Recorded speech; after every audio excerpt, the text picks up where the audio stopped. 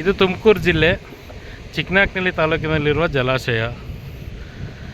ಇದು ಭರ್ತಿಯಾಗಿ 1 ವರ್ಷ ಆಗಿತ್ತು. ಇವಾಗ ರೈತರಿಗೆ ಬೇಸಿಗೆಯಲ್ಲಿ ನೀರು ಬೇಕು ಅಂತ ಹೇಳಿ ಗೇಟ್ ಓಪನ್ ಮಾಡಿದ್ದಾರೆ. ಇದು ಚಿಕ್ಕನಾಕ್ನಳ್ಳಿ ತಾಲೂಕಿನ ಉಳಿಯಾರ ಹತ್ರ ಬರುತ್ತೆ. ಅತಿ ಸುಂದರವಾದ ಅಣೆಕಟ್ಟು.